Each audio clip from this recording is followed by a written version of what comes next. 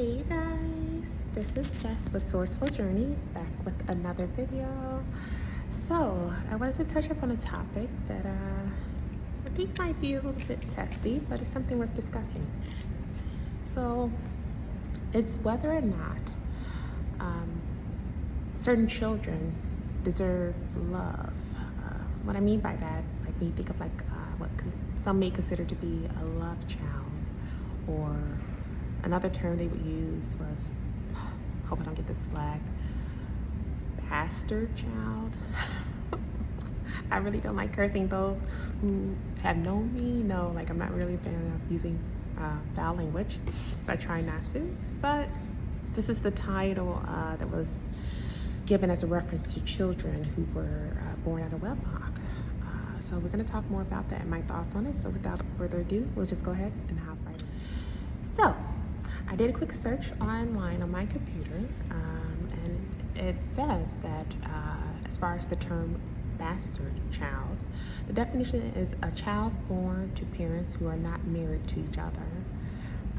So that's the definition for that. But as far as for a love child, it says a child born to parents who are not married to each other. So I'm guessing in this case, the term is used interchangeably. One is more of the newer term, which I think would be more of the love child, versus the other one that I just mentioned previously, without repeating that word. In my honest opinion, I feel that a love child, we're going to go with that for the sake of the video, I feel that they deserve the same level of love and respect just as any child from both sides of the family. You know, regardless of how they were brought into this world. Because the reality of it all, they weren't asked to be here, right? They were blessed enough to be given a chance to be on this green earth. But at the same time, they did not ask for it, you know. And the reality is, regardless of how the child was conceived, it takes two to tango. You know, regardless of, you know, what the status may have been for one of the parties or not. So I say all that to say that they deserve the same level of acknowledgement, the same level of love, just as any other child that doesn't fall under that label. Now, to tell you a little bit about myself, kind of give you a little bit of a backstory. I am one that was a product of that type of dynamic, a love child, if you will. It turns out, you know, it was one of those things where both my parents, of course, fell for one another, and voila, I came to fruition. Now, what's interesting is because as I was growing up as a kid, I was more closely connected to my mother's side of the family versus my father's. Actually, I didn't know much about my father's side, just because I wasn't really privy to who he was during my younger years. Not until I got older and I started doing some research and I found out some details on my own. So with that being said, I didn't really know much about that side. It's a huge question mark, to say the least. Fast forward, you know, I actually didn't find out until like 2003. It was actually 2003 or 2004 was when I was notified that he had actually passed away. It was something that was mailed to me, and you know, my mom informed me of it. I remember that feeling. I was thinking to myself, like, I was a bit angry, because I'm thinking, like, why should I even care about somebody who never even saw time out to come look for me, or to seek me out, if you will. 144 as I said that. But then at some point when I was reading the letter, I have to admit I did cry a little, because I'm thinking, like, well, it's a parent. It's my parent. Granted, I never met the person. It's a huge blur, but yet it's like a part of me has just passed. It has died. So that's where that human side kicks in, right?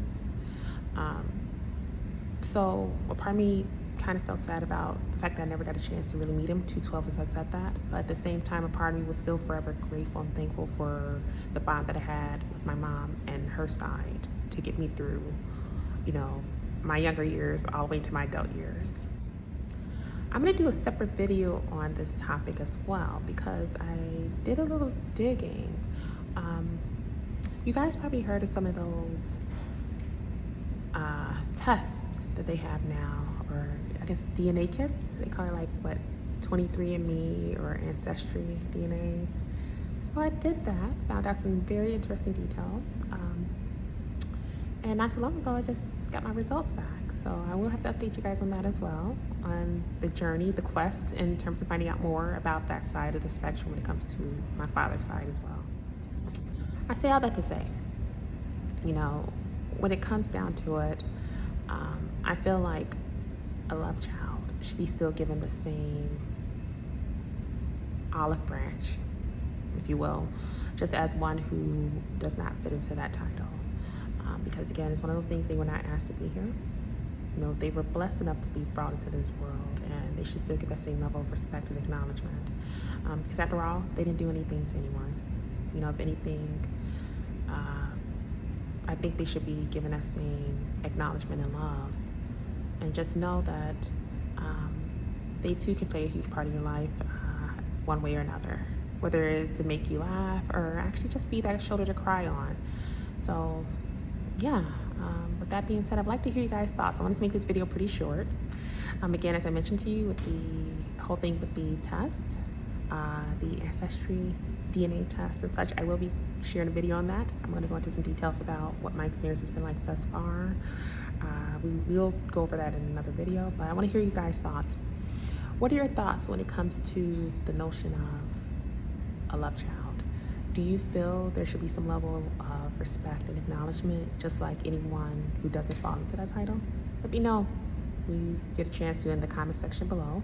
Or you can just go ahead and send your thoughts and your responses over to my other platforms, whether it's Snapchat, Instagram.